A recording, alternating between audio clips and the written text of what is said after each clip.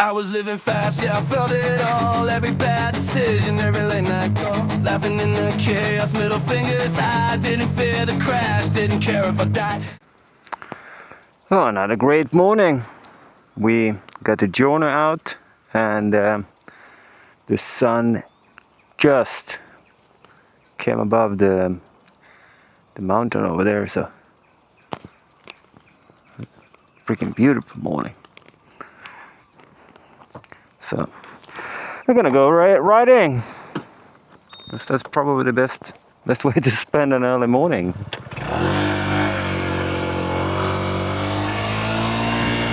Many of you might recognize this road. Many of you, it's not that there's many watching the video, but some of you might recognize the road. It's one of my favorite roads out here. And I'm actually doing something I've done on the channel before. It's the weekly snooze run into Pattaya, or at least Jomtien. And I actually got to steal the Giorno today. My girl usually rides this one, so I mainly get access to it during the weekends with her on the back. But today I'm solo on it.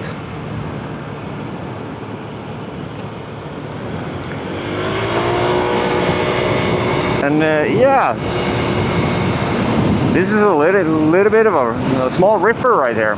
It's, I think it's stock engine wise. It might be small things done. I've seen that like the tube between the airbox and throttle body is not stock.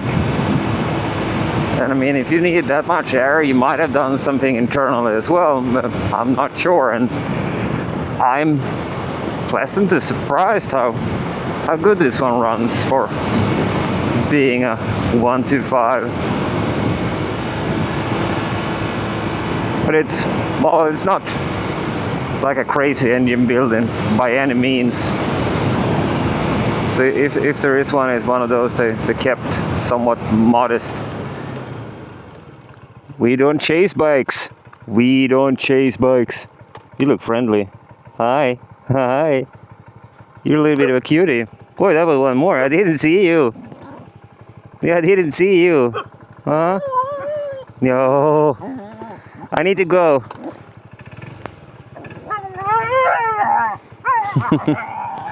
There's so many dogs along these roads. I wanted to start the video. There's a temple just where I started to the left there, and it's gorgeous, and it's probably one of the best sunrise views we got in this area. But I didn't want to wake up every single monk. I don't know actually when they what their schedule is, because I'm not kidding if it's like 30 dogs living there. Most of them very chill, but not all of them. Absolutely not all of them. And the ones that are not as friendly, they're not like aggressive that they're gonna attack you, but they're gonna show some mistrust and they're gonna bark the living hell out of themselves. So yeah, we might do that for another time. Then I don't know, cruising up there before sunrise might be even more sketch.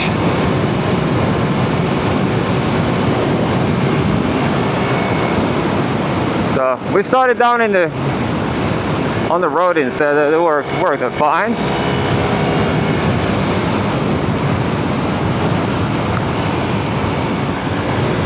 We've actually had this one for quite some time now. I think we bought it with about 500 kilometers on it back in October, and now we're closing in on 20,000 in, was that like 6 months, 7 months or something? Yeah, this one has been ridden quite a lot. There's actually a good reason for it. It's kind of fun, like lightweight, nippy. You can throw it into turns as if it's a bike, and still quite practical. We've done a lot of like long distance riding on this one, where we basically shove one backpack under the seat, one in front between my feet. Then my girl usually have a small one on her back. And that's enough for us for like a week.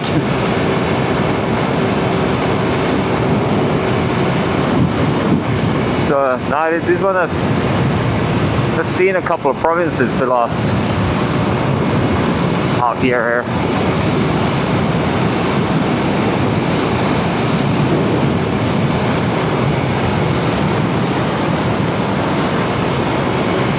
And it's a fun little bike, yeah. I like this one.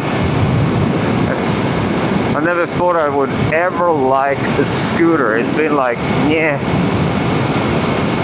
Back when I lived in Sweden, I never looked twice at a scooter, and I probably wouldn't down here as well. It was my girl that she had a P6 back when we met. Then she rode my CRF 250, and she like, yeah, I don't like automatic bikes. I want a manual bike. So then we did that, and after like 2 years on that one, I guess, she's like, nah, I want an automatic bike. Alright. But she wanted P6. I was going to one of the shops in Paria to look at the P6, and I guess it was alright. But they just got this one in there, super low miles, and it was stunning. Now it's dirty. I have no idea what the world has done to this one, because it's not too far long ago since I washed it. But yeah, I ended up buying this one instead, and not consulting with her, just bringing it home, and I think she's fine with it. I think she likes it. She rides it every day. Might be because all the alternative bikes are worse. So, but nah, it's a fun little ripper, and it's still practical, like crazy practical actually. That was one of the things that I wanted with a small scooter compared to the P6. You got the flat floor, so you can actually put stuff in front of you. Otherwise, you kind of end up with only the under-seat storage to put things in.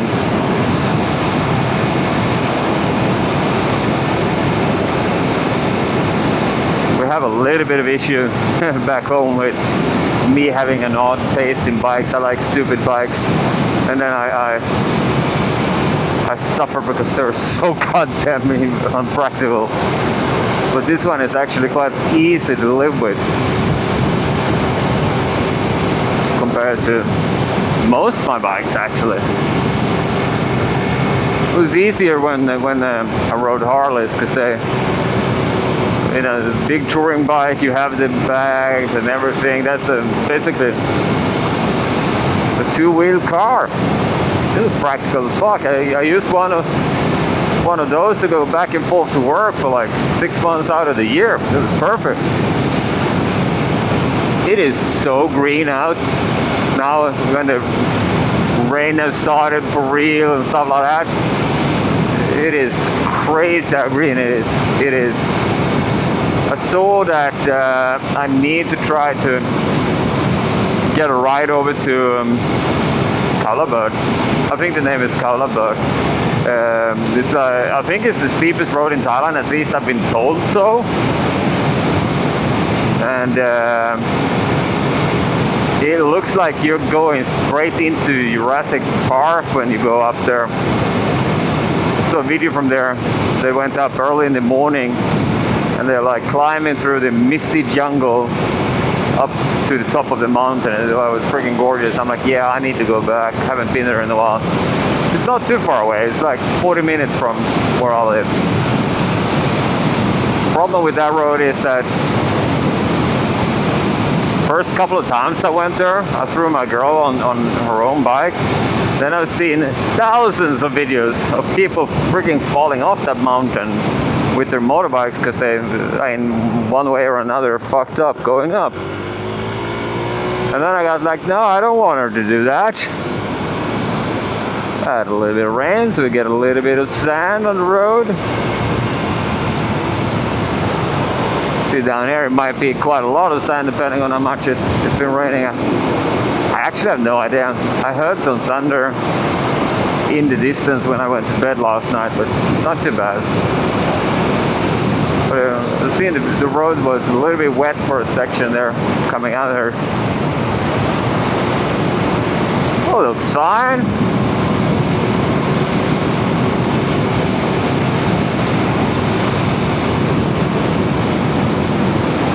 The thing with the rains down here compared to, I mean, we have a lot of rain in Sweden, but how it rains here is just on a different level.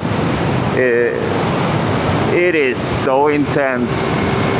So you usually get flash floods like locally, and water not really getting off the roads and stuff fast enough. And then you get shitload of sand coming up on the roads. Someone else out on a morning rip is probably commuting on this road.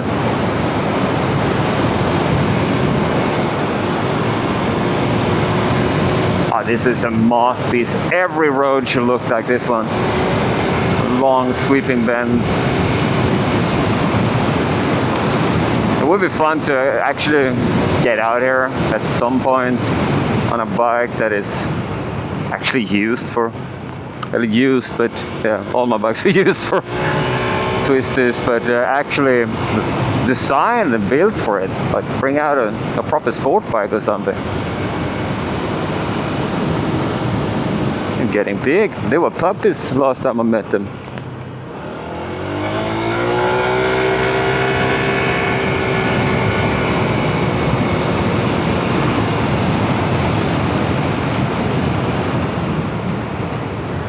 Let's see here.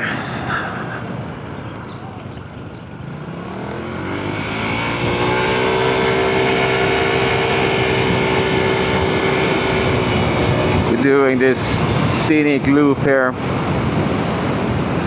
So I don't need to be in Padia until 8 o'clock because the shop is closed until 8 o'clock.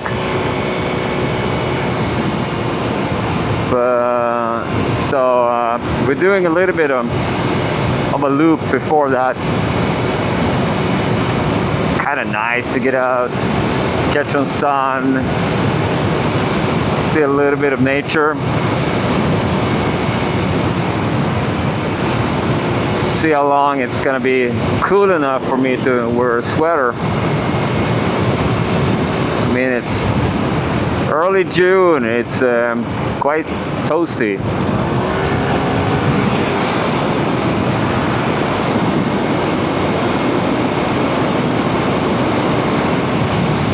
That's the thing with summer down here. Either it's really, really hot or really, really wet. Sometimes both, and most of the time super humid. I actually got a guy from Mexico down here, and I mean, Mexico is fairly hot, I would say. There's a lot of deserts. And he is freaking dying from the humidity. Because it gets so humid, so you can't actually tell if you're wet or if you're sweating. And both of them are like fairly possible.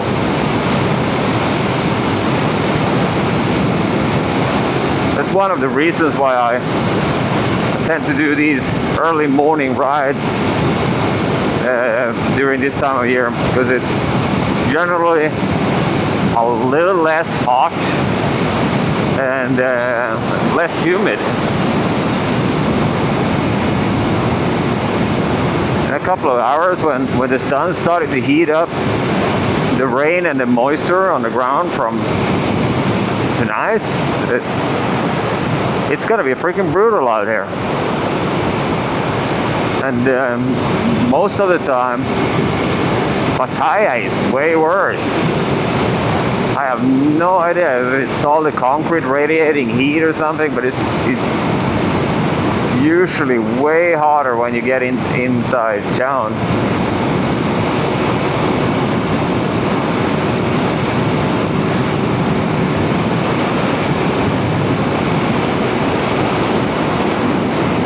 We just changed the tires on this one as well. We went for the Diablo Rossi scooter or something like that. And I would freaking call them a game changer. I have no idea if they're half as good as I think they are, but it feels like they stick freaking perfectly every single time they turn. They absolutely change how the bike feels and handles. Can't remember what tires we had on it before that, but they were probably a couple years old. Our rear tire was absolutely shot, and it was slowly leaking, so you had to refill it every 3 or 4 days.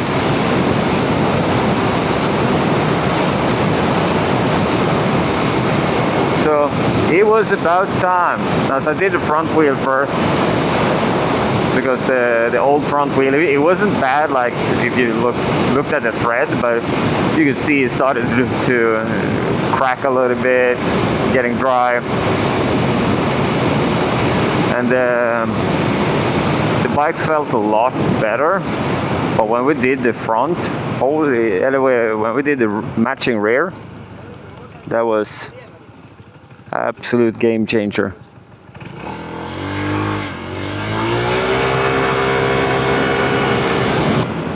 Now we're down in Ban Chang.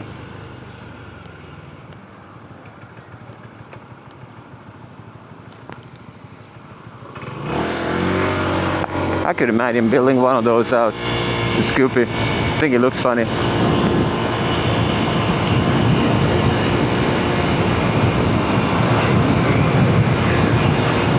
It's kind of weird how my motorcycle riding changed when I came to Thailand. I mean, I wanted the biggest, baddest Harley, and generally we made them way too fast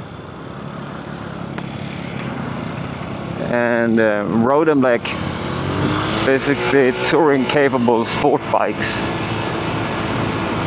They broke the back tire loose the first couple of gears, went sideways, and I was just absolute hooligan riding. It was so fun, and I thought I would never get out of that. But then I came down here, and Harleys are so ridiculously expensive down here. It's like house kind of money to buy one.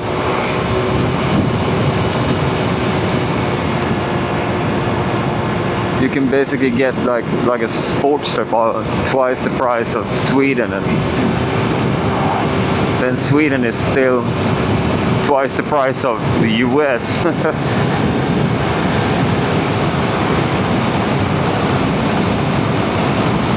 So and riding down here is so different from Europe. So when I came, I kind of started over on the first I rented like enduro bike, the Yamaha WR155 for 1 month, because I wanted something that I would be familiar with, like the bike, while trying to figure out traffic. Because when I stepped off the bus from Bangkok and just watched traffic, I was like, yeah, that ain't fucking happening. I'm not riding in this. I will never understand how people come down here, they barely ridden a bike in their life, and they're like, yeah, I think I should rent a scooter, and I think I should ride without a helmet. Then I come down with freaking 25 years of experience, riding, racing, all kinds of shit. And I'm like, yeah, fuck no. So it took me 2 weeks to just watch traffic happen. Did a couple of rides on the back of motorcycle taxis, sat at the front of the taxis to like the cars, just to watch how it moved. Cause it is so different from anything I've ever seen in Europe. So yeah, it took me a while. But after 2 weeks, I decided to go out and rent a bike, and it worked out right. I mean, you were a little bit wobbly, and things showing up in places you did not expect them to show up. But after a month, I knew that the WR155 actually was quite excellent, but the 21-inch wheel is huge, and it made it kind of slow, flick around in traffic, because I was still living inside Paddy at this point. So I went for a CRF 250M. It's basically the same bike as the 250L, but it came as a supermoto from the factory, so with the 17-inch wheels. And that one was absolutely great. You're still up high, you could see over most of the cars and all of that shit. So it was amazing. Downside with that one is that some engineer at Honda, they decided that when making our dirt bike into a street bike, let's remove one radiator so it can't do high speeds or stop and go traffic without getting stupid hot. So at one point I actually found myself on the highway trying to outride a thunderstorm, and the bike got so hot, and I was in shorts, so I got first-degree burns on the inside of my left knee. I'm like, what the fuck? So that's when I decided it was time to sell that one, and then I bought a Kawasaki Versys 650. Basically because it's one of the cheapest big bikes you can get down here. Back in Sweden we wouldn't be considering a 650 a big bike, but it was actually great. I genuinely like the Versys. It's a heavy cunt when you move it around, like on the round, but once you get it rolling, it is lightweight. You can absolutely go full supermoto on that one. It's a really fun bike. I jumped that one, I wheelied that one, I went on long touring trips, I had the saddlebags on it. It was a great bike, but it ended up absolutely grenading on me.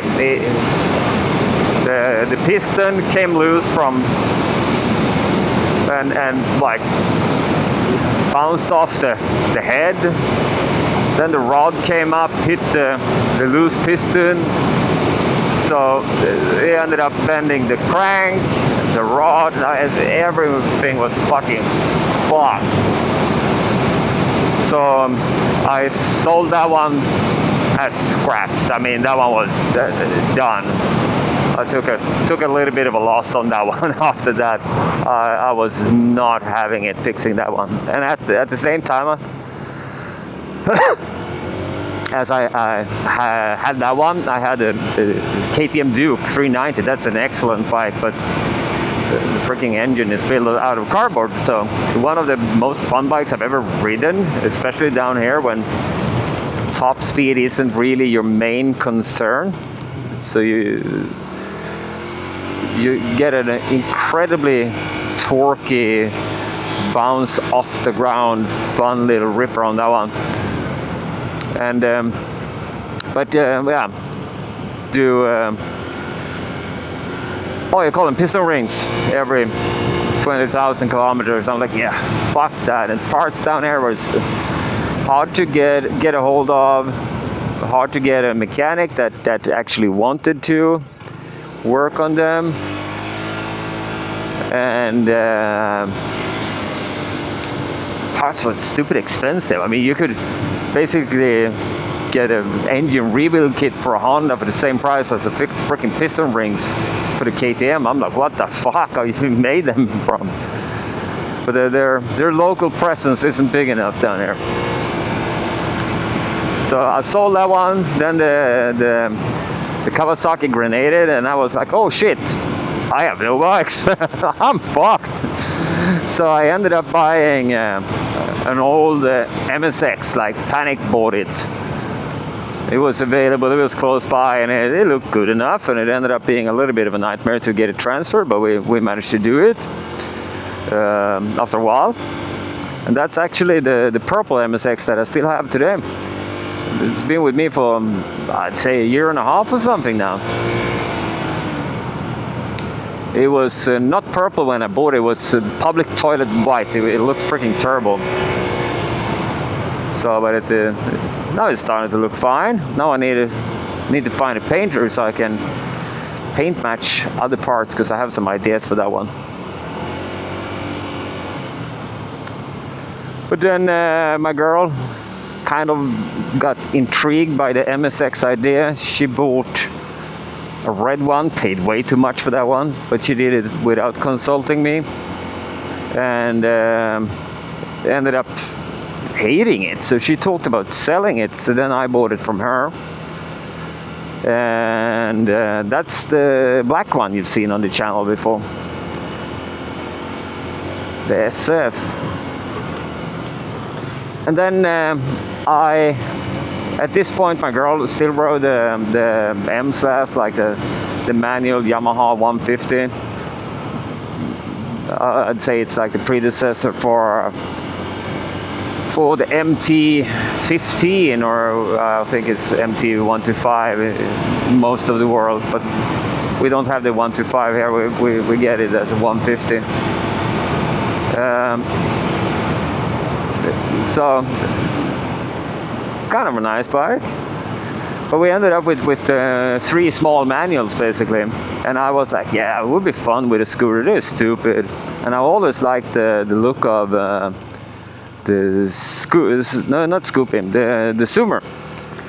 So I bought a Zoomer, rode it for maybe 2 months. It never ran quite right.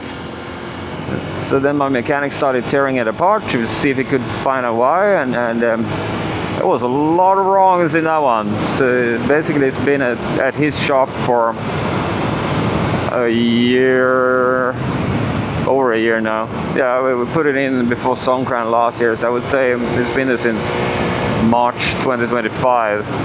So yeah, quite a while. I think we probably have to get a new engine for that one. Like, see if I can find one with paperwork and stuff, and figure out how to do a legal engine transplant down here, because it's. I'm starting to learn that the things that I think should be easy are usually not. It's usually a freaking nightmare to get everything done down here. Or I should just get the engine out and we actually build it out from the ground up. Try to keep the case with the freaking numbers on, so it's still a matching number, then I don't have to go through the hassle. Yeah, that might be another alternative. We'll see what happens with that one. But yeah, then it basically from there it spun out of control. I had so much fun on the small bikes, so I ended up buying. I think it was the Dream after that, the Super Cub. We did a couple of long rides on that one. It ran like absolute dog shit. I think I had like a big piston, piss poor tune. So we ended up taking it, getting it properly built out. Now it's like 19.5 horsepower. It's a fun ass bike. And then we added the Giorno and sold the M-Slash when my girl wanted to go back to automatic. And then I added the DAX here now recently.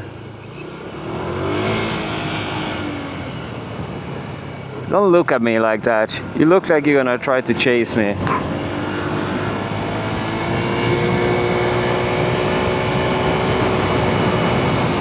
Doesn't matter how many times you ride out here.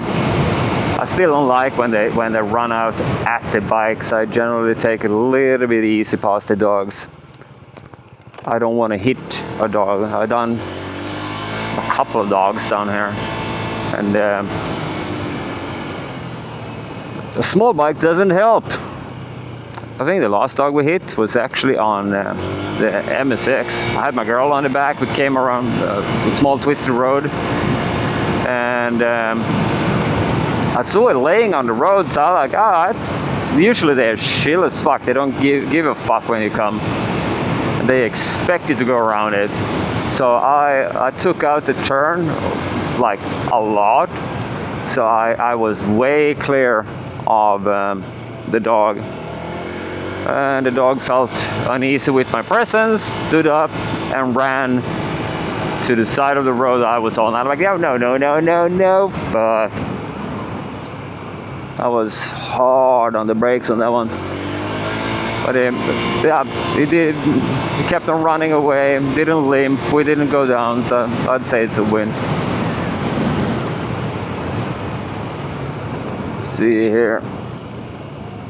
I've never been down here when it's raining, but it looks like they might have had a little bit of problems with flooding because they dug up one side of the road to put down these giant drums here to try to help out with water.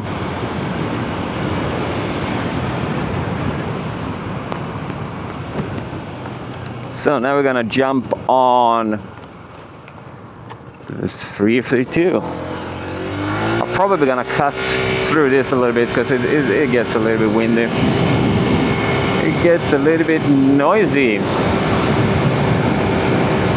We basically go down here, turn off to this little village, and make a U-turn down here.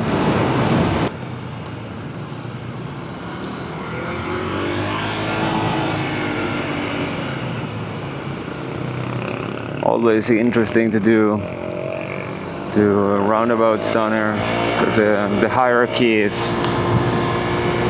different, to say the least.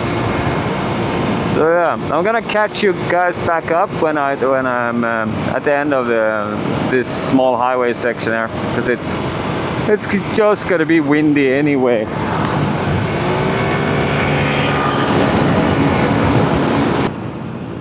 So we're back at it. Let's see.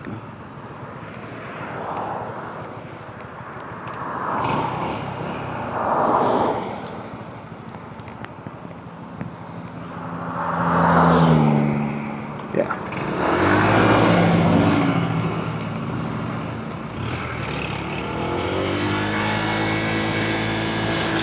Well, we're off the highway. Gets the speeds down a little bit, so I can hear my thoughts. It is noisy doing 110 on this poor thing. At the same time, it's nice nice to just be at the same speed as the traffic flow when you go on the highways down here, because they give no freaking pardon because you're on a small bike. None. So yeah, this is a beautiful little area here. That's a very fancy house for sale.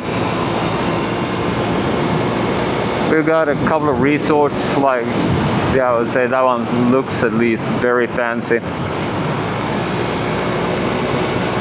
This one is quite fun as well. They do like American style old cars and trailers as a resort.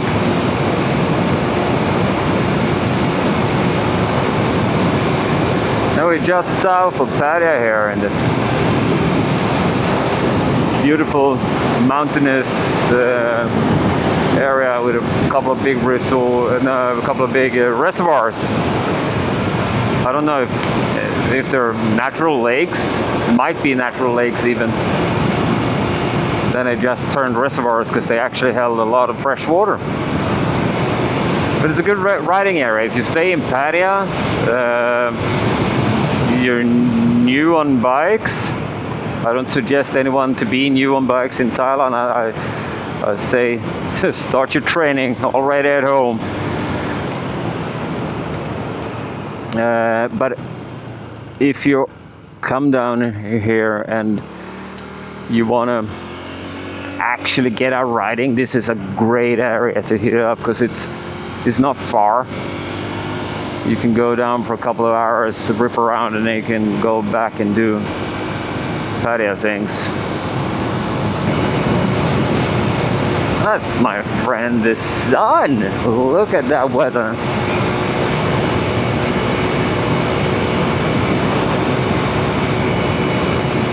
I love the sun. I miss this one when I'm sitting inside working. I have no idea what was ever meant to be down here. We got like this canal with a bunch of bridges and stuff, so I'm guessing someone had great plans and ran out of money. Not too uncommon down here. Oi, that's a big monkey. Hey, stay on the side of the road, big monkey. I don't want to hit one of those. I trust a dog for those monkeys any day. I trust the freaking monitor lizards more than I trust those monkeys.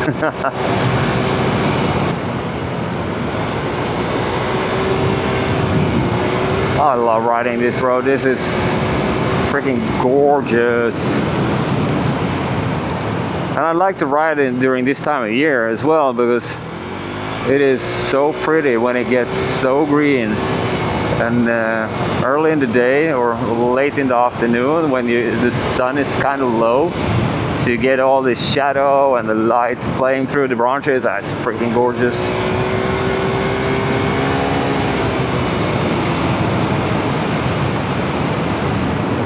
Even though the sun is fast down here.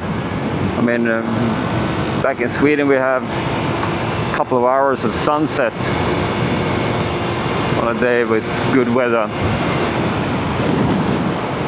And down here, you look away and the sun and drop behind the horizon. It's quick as fuck.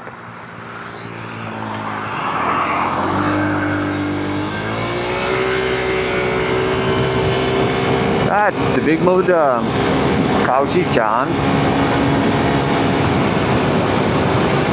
That one you can actually see from a lot of the condos in Jomtien. It's that big, sticking up.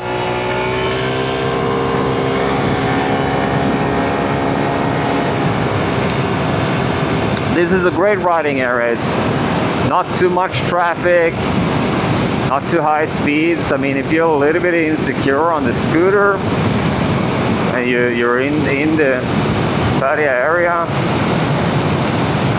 aim for the Big Buddha mountain. That one's easy to find on Google Maps, and then try to get yourself down there.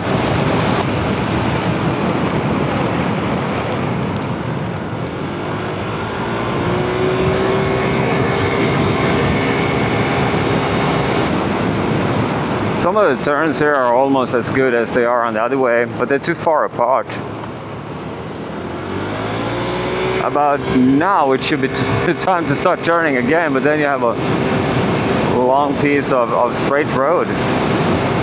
I'm always undecided when I come down here, because if you go down here, you're not allowed to, but you can turn in on the walking path, and it's absolutely gorgeous. You're gorgeous. And like you get the view with the temples and the mountains in the background. It's so pretty, it's ridiculous. At some point we gotta go down there, but then if you go this way you get twisties, and it's a hard choice to make.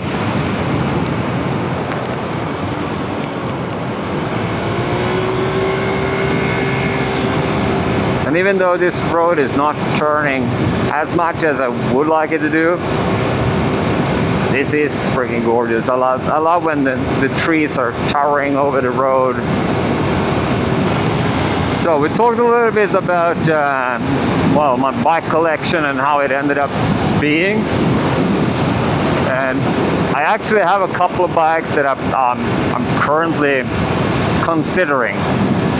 I do want the two newer generations of the Grom. Obviously, I fucking love the Grom. I think it's a brilliant bike, and I've never owned a third gen or a fourth gen. So they are always big contenders for getting bought, and the third gen especially is starting to be extremely affordable down here. And then it's the CT, the Trail 125. A lot of the riding me and my girl do is long distance, small back roads, and often like break off on something unpaved, freaking terrible. It would be so nice to have something that is actually built for that. Because this poor thing has been way deeper in mud than it was ever designed to be. I mean, we got 12-inch wheels and street tires on this poor thing. So I kind of like the adventure aesthetics of the CT, the Trail. There's a lot of dogs and birds in this turn. They get fed in that turn, so they're waiting for them to show up. And for heaven's sake, don't feed them on the parking lot right next to it. That would be dumb.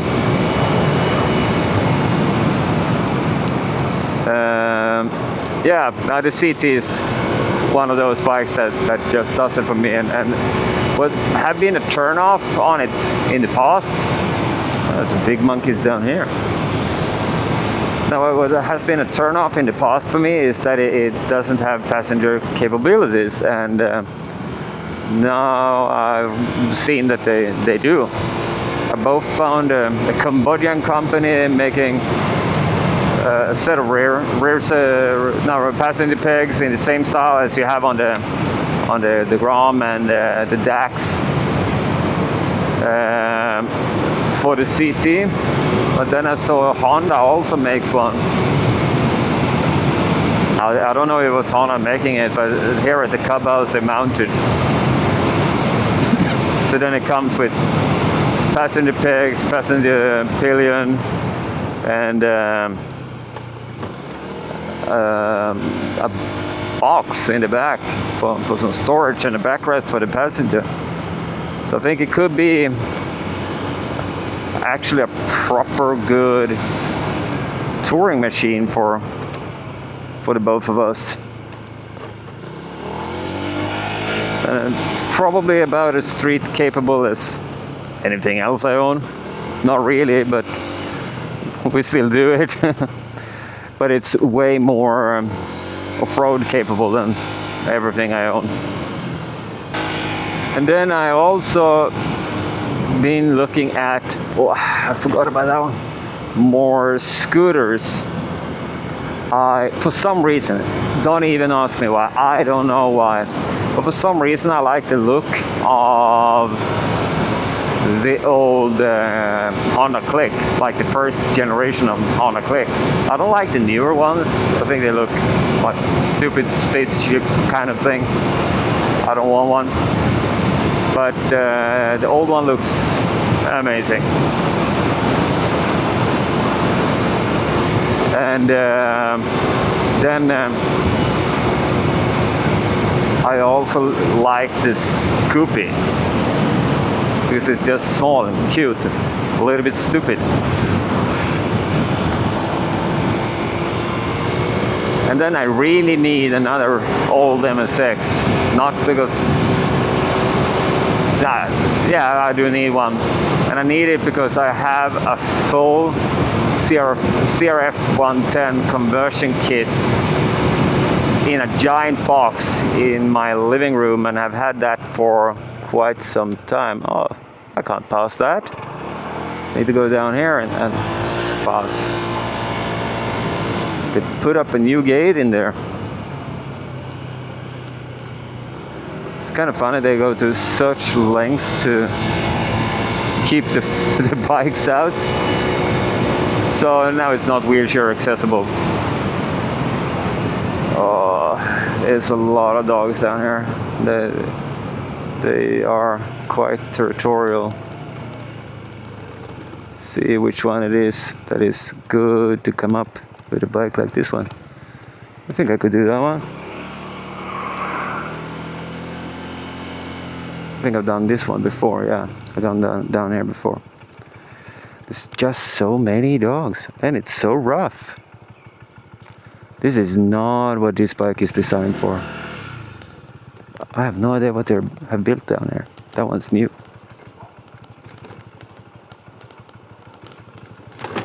See, we probably park down from the ledge. I know that one is so sharp that this one is probably scraping.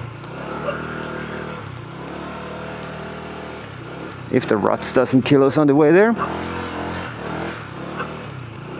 Yeah, I can hear you, but I can't see you because you're in the freaking jungle, bro.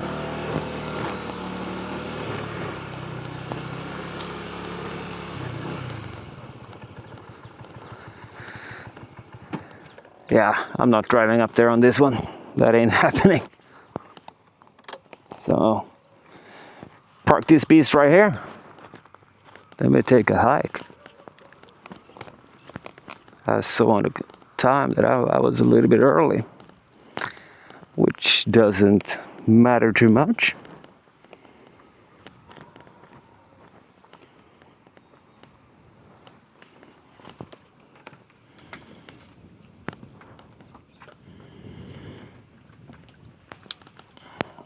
This is gorgeous.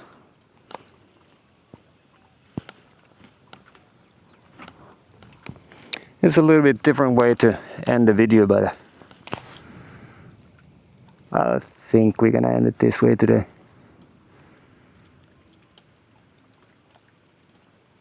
So, if you liked it, please subscribe. It would be fun to get the subscriber count up a little bit. And